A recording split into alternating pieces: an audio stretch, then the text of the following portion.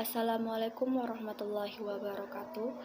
Perkenalkan, nama saya Sylvia Sofiana dari Program Studi Sarjana Kebidanan tingkat 1 dengan nomor induk mahasiswa 616080620035. Jadi di sini saya akan mempresentasikan PowerPoint saya yang berjudul Perubahan dan Dinamika dalam Praktik Kebidanan, topik keempat,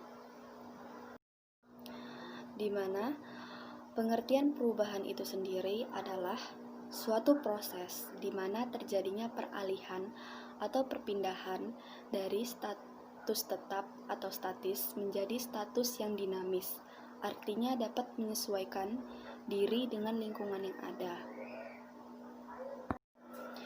Di mana dalam praktik kebidanan itu sendiri, perubahannya dapat dilihat dari pada zaman dahulu itu persalinan atau kelahiran itu dilakukan dengan tenaga dukun.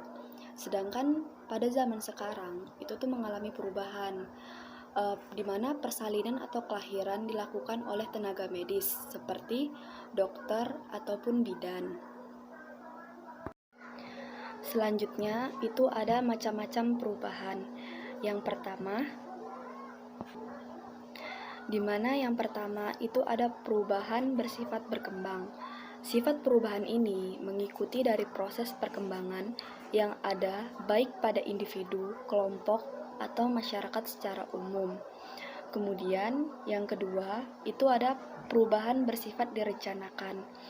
Perubahan ini dilakukan bagi individu, kelompok, masyarakat yang ingin mengadakan perubahan ke arah yang lebih maju atau mencapai tingkat perkembangan yang lebih baik dari sebelumnya.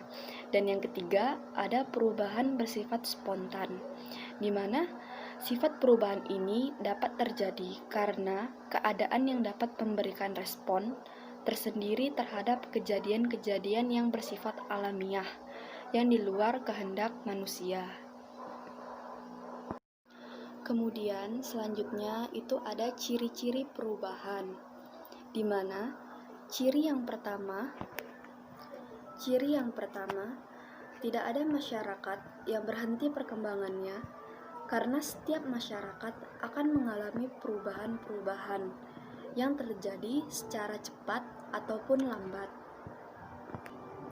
Kemudian yang kedua, perubahan-perubahan yang terjadi pada lembaga kemasyarakatan tertentu akan diikuti dengan perubahan-perubahan pada lembaga-lembaga sosial yang lainnya, karena lembaga-lembaga tersebut memiliki sifat independen.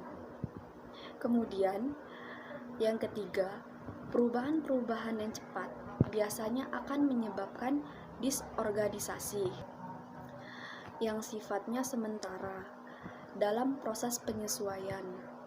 Disorganisasi tersebut akan diikuti oleh suatu organisasi yang mencakup pemantapan dari kaidah-kaidah dan nilai-nilai baru.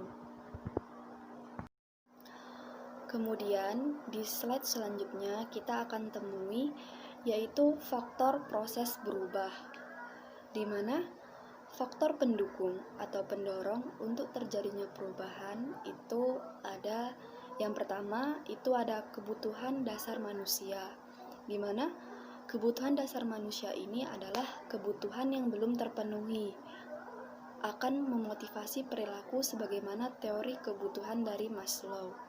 Kemudian ada faktor pendukungnya itu yang kedua, kebutuhan interpersonal, di mana manusia memiliki kebutuhan dasar interpersonal yang melandasi sebagian perilaku, yaitu kebutuhan untuk bersama-sama, kebutuhan untuk melakukan kontrol, dan kebutuhan untuk dikasihi. Setelah faktor pendukung, tentunya ada faktor penghambat. Di sini, faktor penghambat dalam perubahan itu ada 4. Yang pertama, mengancam kepentingan pribadi. Kedua, persepsi yang kurang tepat. Yang ketiga, sebagai reaksi psikologik. Keempat, toleransi untuk berubah yang kurang tepat. Kemudian di sini kita akan temui tahapan perubahan. Yang pertama, itu ada tahap pencairan. Pencairan adalah motivasi yang kuat untuk beranjak dari keadaan semula dan berubahnya keseimbangan yang ada. Merasa perlu untuk berubah, menyiapkan diri dan siap untuk merubah atau melakukan perubahan. Kemudian, itu ada tahap bergerak, di mana pada tahap ini sudah dimulai adanya suatu pergerakan ke arah sesuatu yang baru atau perkembangan terbaru. Kemudian, kita temui itu ada tahap pembekuan. Pembekuan adalah adanya kekuatan pendorong untuk berubah dan adanya penghambat terjadinya perubahan. Kemudian itu ada dampak perubahan, di mana dampak perubahan menurut individu, bagaimana individu mempersiapkan diri untuk menghadapi perubahan dan mengelola perubahan tersebut. Kemudian itu ada menurut organisasi atau kelompok, di mana bagaimana kelompok tersebut beradaptasi terhadap perubahan tersebut dalam hal pandangan dan pengelolaan program-program selanjutnya. Sekian presentasi PowerPoint dari saya. Bila ada salah kata mohon dimaafkan. Billahi taufik wal hidayah. Wassalamualaikum warahmatullahi wabarakatuh.